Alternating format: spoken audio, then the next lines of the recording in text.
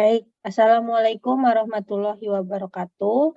Perkenalkan, nama saya adalah Sally Novitasari, STMT. Saya adalah dosen dari Program Studi Teknik Sipil, Fakultas Teknik Sipil dan Perencanaan, Institut Teknologi Nasional Yogyakarta. Hari ini, saya akan melakukan PDD UKT-PT bidang pengajaran untuk mata kuliah Analisis Struktur 3.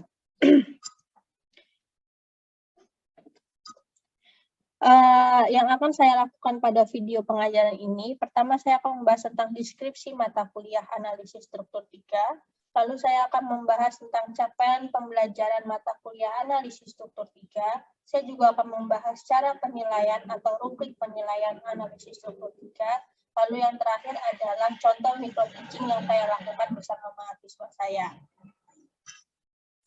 Deskripsi dari analisis struktur 3, pada mata kuliah analisis struktur 3 ini, mahasiswa belajar tentang pengertian analisis struktur tidak tentu, moment relationship, dan matriks analisis struktur.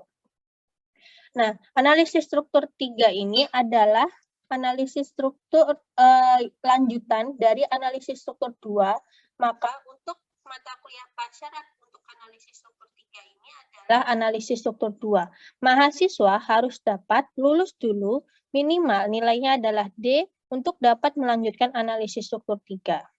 Karena mata kuliah analisis struktur 3 ini adalah lanjutan dari analisis struktur 1 dan analisis struktur 2 yang telah dipelajari terlebih dahulu. Bobot mata kuliah pada analisis struktur 3 adalah 3 SKS.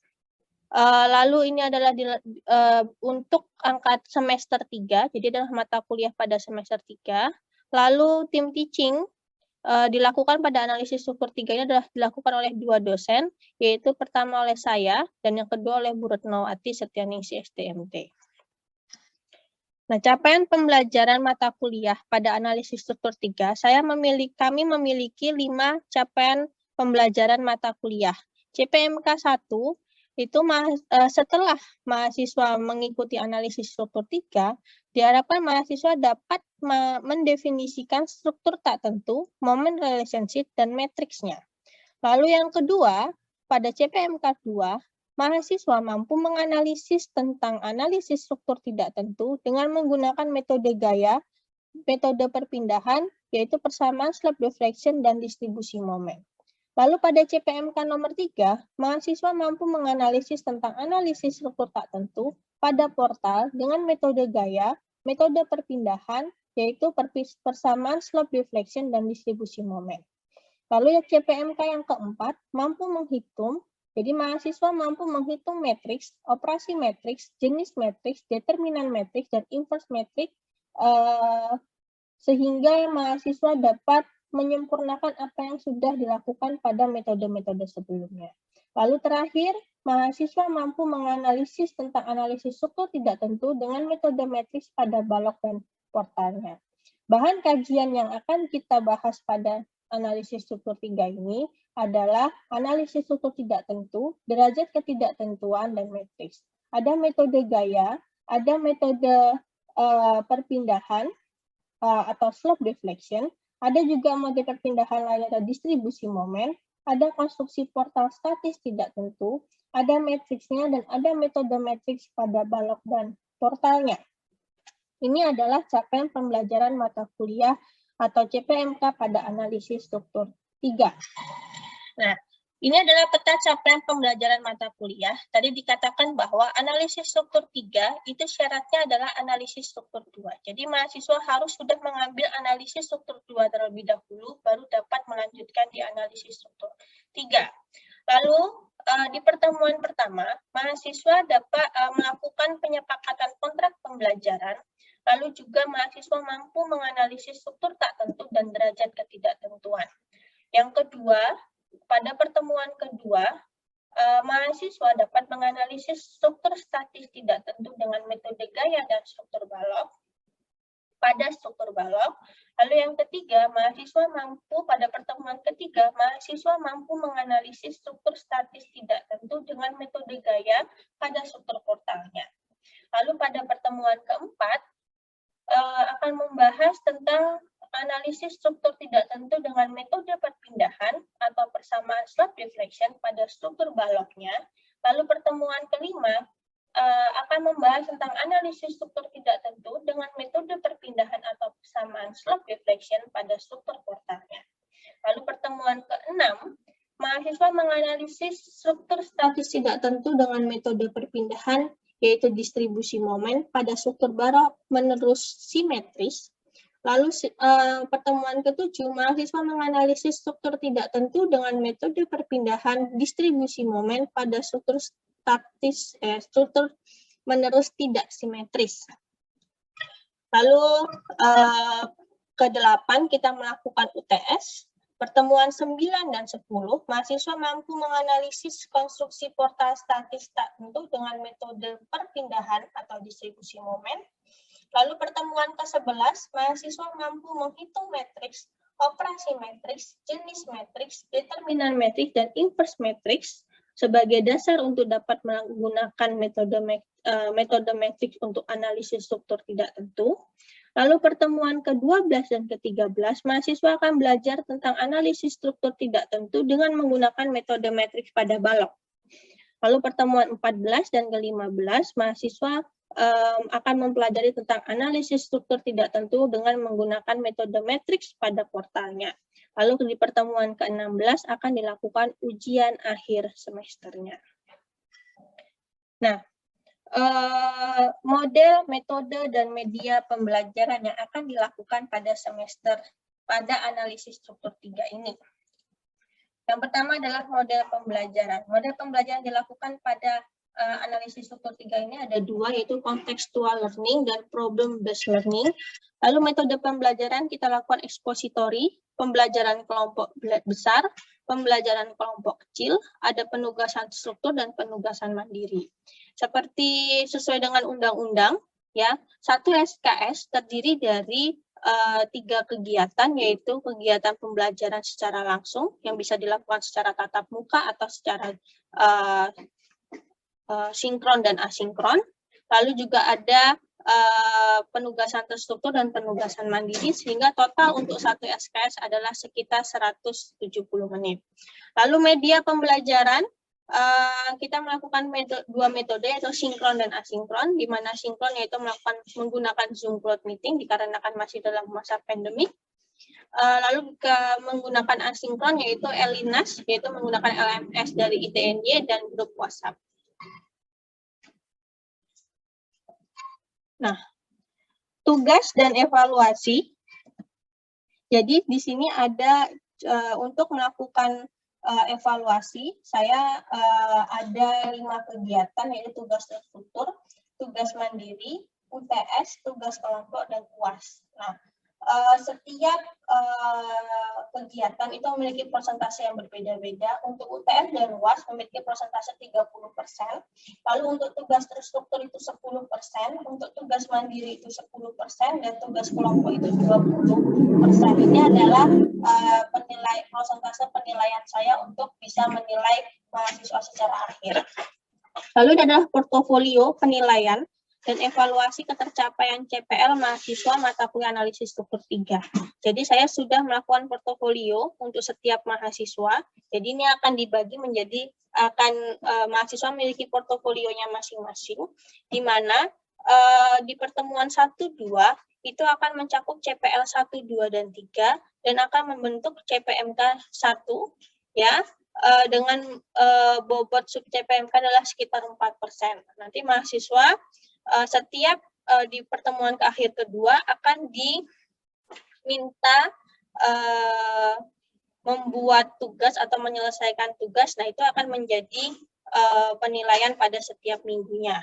Ini pertemuan ketiga, pertemuan keempat, pertemuan kelima, pertemuan 6, 7, 9 sampai 11 ini bobotnya sudah meningkat karena kita sudah melakukan analisis secara langsung. Lalu pertemuan 12, 13 sampai 15. Nah, jadi mahasiswa akan memiliki portofolionya masing-masing. Lalu ini adalah capaian setiap CPMK-nya. Tadi kita memiliki 5 CPMK. Nah, setiap mahasiswa kita akan menilai sudah berapa persen mahasiswa melakukan ketercapaiannya sampai dengan CPL-nya, karena kurikulum saat ini adalah yang dilihat adalah ketercapaian CPL-nya tidak hanya dari nilainya saja, tetapi juga kita lihat dari ketercapaian CPL pada mata kuliah tersebut. Sehingga harapan kami adalah saat mahasiswa sudah menyelesaikan analisis struktur 3, mereka dapat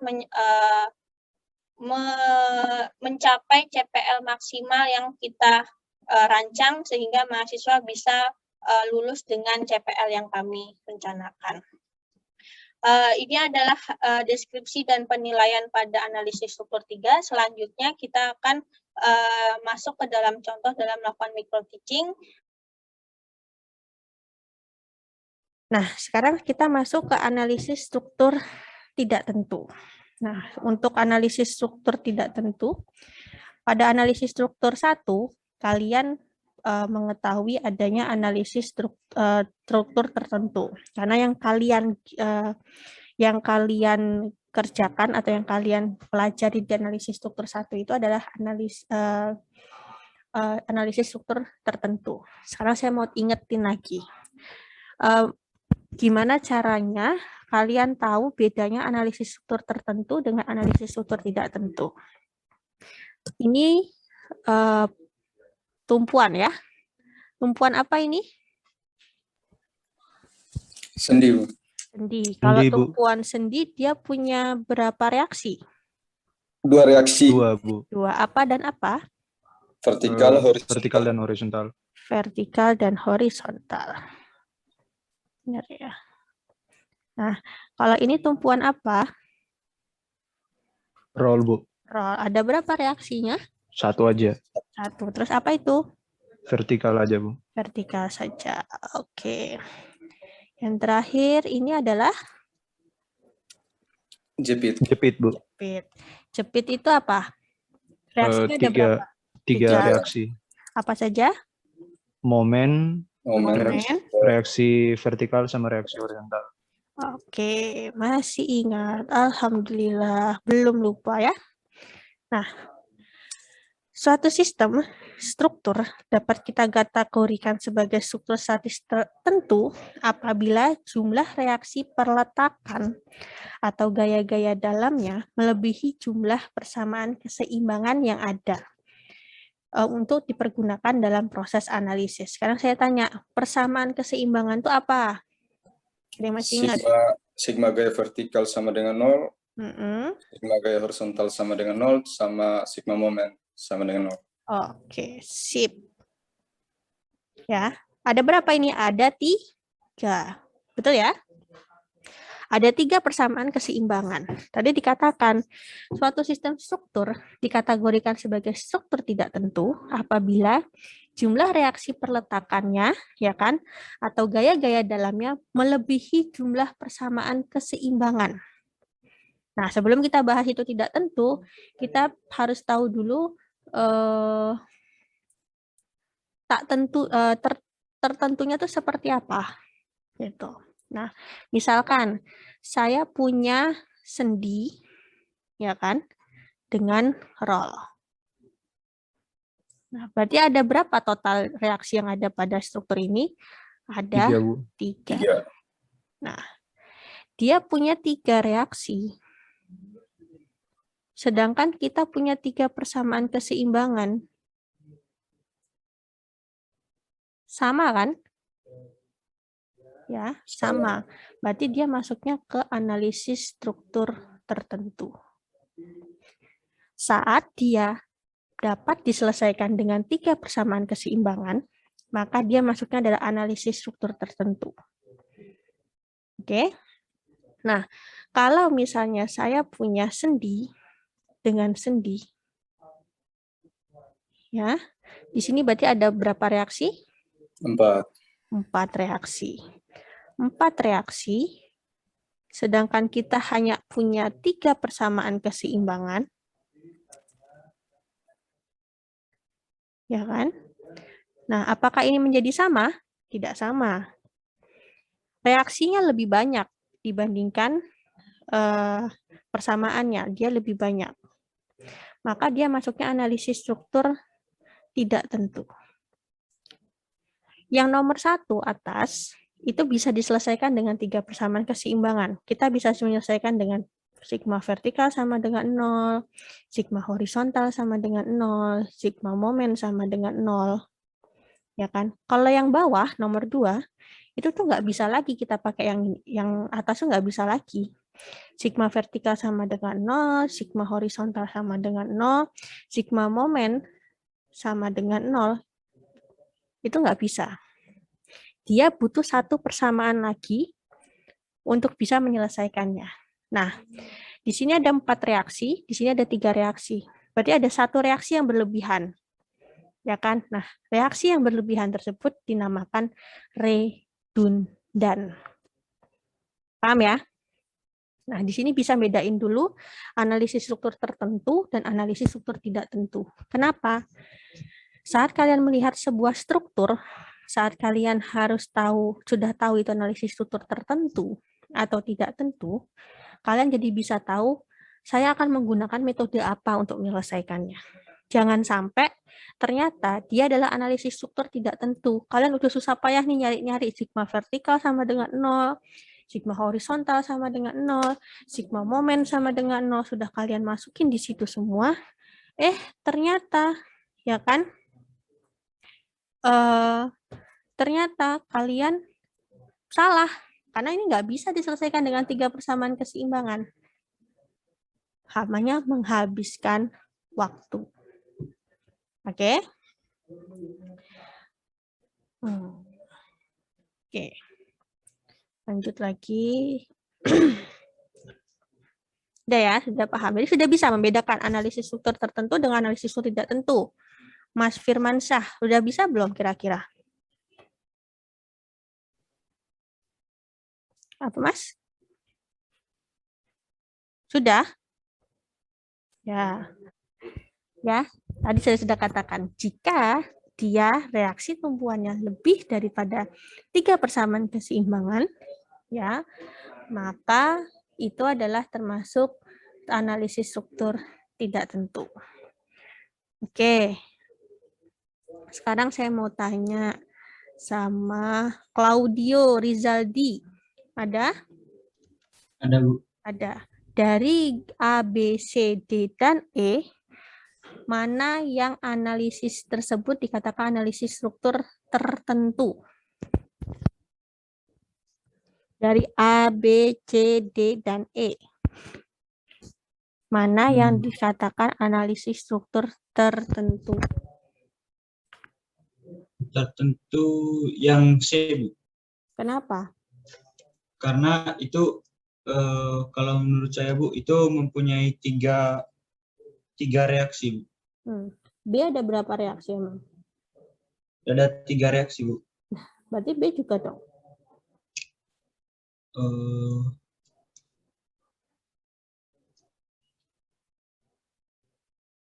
A ada berapa reaksi A?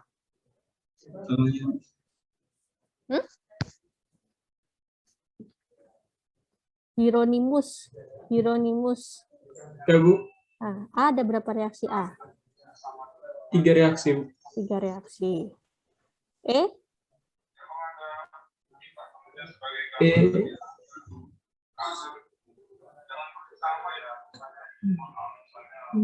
Dua reaksi. Yaitu ini sendi, ini roll. Berarti ada berapa? 3. Roll 3. Kalau 3 berarti dia tertentu apa tidak tentu?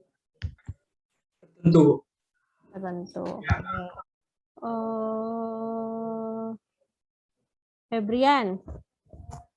Iya, Bu. Yang D berapa reaksi, Febrian? Yang mana? D. D. B. D. B ada 3. D. Oh, D. Domba. Oh. Itu ada 3. Ada 3. 3. Berarti dia termasuk analisis struktur apa? Tertentu. Tertentu. Oke. Berarti kesimpulannya A, B, C, D, E? Semuanya Statis tertentu. Namanya analisis struktur tertentu. Ya, bisa dilihat ya. Jadi struktur tuh nggak harus sendi sama role. Bisa aja struktur itu role semua, ya kan? Bisa aja struktur itu sendi semua. Bisa aja struktur itu jepit sama sendi. Nah. Oke. Nah, ini adalah metode penyelesaian analisis struktur tertentu, yaitu yang pertama metode gaya, consistent deformation. Besok kita akan belajar metode gaya pada portal dan pada balok. Lalu yang kedua metode persamaan 3 momen, metode perubahan sudut atau slope deflection, metode distribusi momen atau cross, dan metode metrik. Ya, ini akan kita pelajarin di analisis struktur 3. Semuanya kita pelajari di analisis struktur 3. Sampai di sini ada yang mau ditanyakan? Saya, Bu. Ya, Mas, silakan. Pas di pembahasan derajat ketidaktentuan itu kan itu jumlah reaksi dan persamaan keseimbangan. Kayak contohnya kasus yang sendi-sendi, berarti dia butuh tambahan reaksi lagi, tambahan persamaan lagi. Ya. Kalau misalkan kasusnya itu sebuah balok tapi kedua tumpuannya itu roll semua, itu gimana? Berarti dia masuknya apa? Analisis struktur tak tentu apa tertentu?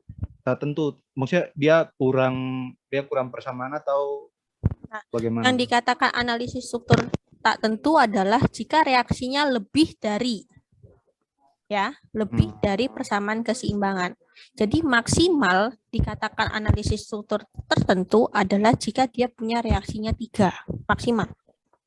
Nah, kalau misalnya dia reaksi yang belum diketahui cuma 2 atau 1, itu kan masih bisa diselesaikan dengan 3 persamaan keseimbangan. Jadi 3 persamaan keseimbangan itu nggak harus ada 3, nggak harus sendi sama roll. Makanya kan ini kebanyakan contohnya adalah sendi sama roll ya. Gitu. Yeah. Nggak harus sebuah struktur itu adalah sendi dengan roll. Gitu. Misalnya roll dengan roll, ya kan? Itu. Nah, itu bisa, tapi jarang karena dia menjadi tidak stabil. Kan kondisinya kalau misalnya dia adalah roll di sini, ya kan? Dia cuma ada vertikal, nanti ada roll lagi di sini, ya kan? Dia cuma ada vertikal, ya kan? Dia akan bergoyang. Makanya kenapa struktur itu kebanyakan sendi sama roll? Itu karena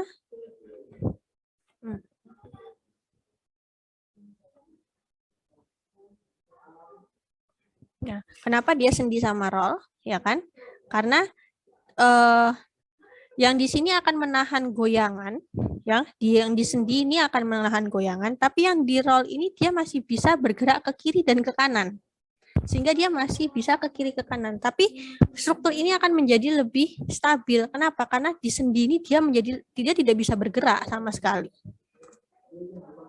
Ya, tetapi pada roll dia masih bisa bergerak ke kiri dan ke kanan, sehingga tadi saya katakan di analisis struktur tak tentu, ya kan, dia tidak bisa mentolerir namanya delta L. Kalau di sini kan dia masih bisa ada delta L, dia masih bisa ke arah kiri, dia masih bisa ke arah kanan, ya. Tetapi kalau misalnya analisis struktur tertentu, ya kan, dia masih bisa mentolerir arah delta L, masih bisa. Ya, karena apa? Karena dia masih bisa menerima kiri dan kanan. Nah, kondisinya kalau misalnya dia roll misalnya. Ya kan? Kenapa banyak sekali contohnya adalah sendi sama roll. Itu masalah di situ. Kalau dia roll, dia cuma tidak bisa ke arah vertikal saja, tapi dua-duanya masih bisa kemana-mana. Nah, sehingga struktur tersebut menjadi tidak stabil. Kenapa? Karena dia bisa jalan ke kiri dan ke kanan seperti itu, Mas. Ya, Bu. Baik, Bu. Makasih ya, Bu. Ya, makasih. Yang lain ada yang mau ditanyain?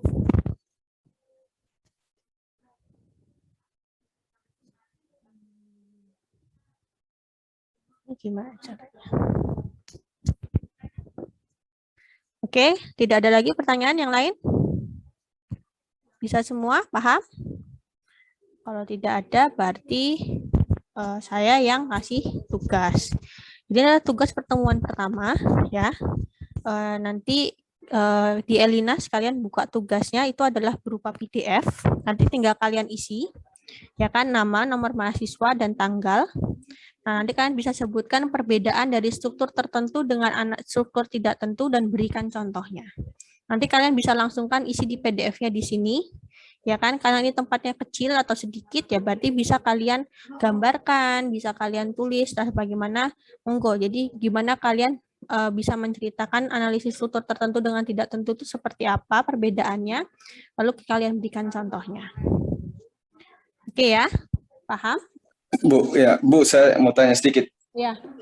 Kalau salah, mohon dimaklumi. Saya mau tanya, kan kemarin ada tugas besar kami. Di situ ada rangka batang, di mana di rangka batang itu punya tumpuan sendi sama roll. Di situ kalau di tumpuan sendi itu kan ada gaya vertikal sama horizontal. Maksudnya sigma gaya vertikal sama sigma gaya horizontal. Nah, di situ sigma gaya horizontalnya 0. Apabila sigma gaya horizontalnya 0, tumpuan itu bisa kita ganti dengan roll tidak? Karena roll itu kan reaksinya cuma vertikal. Nah, harus paham dulu yang dikatakan persamaan keseimbangan ya. Harus paham dulu namanya persamaan keseimbangan. Persamaan keseimbangan itu adalah sigma horizontal, sigma momen, jangan momen dulu. Sigma vertikal ya, dan sigma momen. Ya. Makanya kenapa kalau mengerjakan itu kan biasanya disuruh nyoba dulu analisis sigma horizontal dulu atau sigma vertikal dulu baru sigma momennya, ya kan? Nah, tadi pertanyaannya adalah kalau misalnya sendinya tadi dibuat 0, sigma horizontalnya itu 0. Ya. Nah, yang dikatakan namanya adalah, kenapa sih dia dikatakan 0? Ya, kenapa dikatakan 0? Kalau kemarin di analisis struktur 1 atau analisis struktur 2, kalian diberitahu nggak bahwa gaya yang ke atas harus sama dengan gaya yang ke bawah. Gaya yang ke kanan harus sama dengan gaya yang ke kanan harus sama dengan gaya ke kiri. Misalnya, saya punya, lagi-lagi saya sendi dengan roll ya. Kenapa sendi dengan roll sih, Bu? Gitu kan. Karena itu yang paling gampang untuk membuat contoh. Ya. Nah, misalkan di sini adalah di sini ada P ya kan, 1P. Lalu di sini ada gaya vertikalnya, di sini ada gaya horizontalnya, di sini ada gaya vertikalnya. Nah, dibuat sigma horizontalnya sama dengan 0 ya. Nah, harusnya ya namanya keseimbangan itu adalah gaya yang ke atas ini nilainya harus sama dengan gaya yang di bawah, ke bawah. Ya, gaya yang ke atas nilainya harus sama dengan gaya yang ke bawah. Jadi, kalau saya bilang sigma vertikal sama dengan 0, ya kan? Berarti maksudnya jika kita tambahkan antara yang gaya ke bawah dengan gaya yang ke atas, itu harus sama dengan 0. Berarti itu adalah kondisinya seimbang. Jadi buat 0 itu bukan, saya mau buat 0 aja. Enggak. Buat 0 itu dalam kondisi 0 adalah dalam kondisi dia seimbang. Kalau dia nilainya 0, berarti dia kondisinya seimbang. Ya. Jadi kalau bahasa saya waktu saya kuliah dulu adalah saya kalau ngecek kalau struktur saya sudah benar atau belum tuh saya cuma ngecek gaya ke atas tuh sama nggak dengan gaya ke bawah. Berarti kalau kayak gini di sini harusnya setengah P, di sini setengah P. Kalau ditambahin dia jadi 1P. Gaya ke atasnya 1P, gaya ke bawahnya 1P. Oh, sama. Seperti itu. Nah, gaya ke kanan itu horizontal, 1 horizontal. Berarti harusnya gaya ke kirinya 1 horizontal. Tapi kan dia nggak ada nih. Makanya horizontalnya itu sama dengan 0. Karena dia sudah seimbang. Nah, 0 ini dalam angka, 0-nya adalah angka keseimbangan. Gitu. Menjawab nggak, Mas? Ya, menjawab. Menjawab, oke.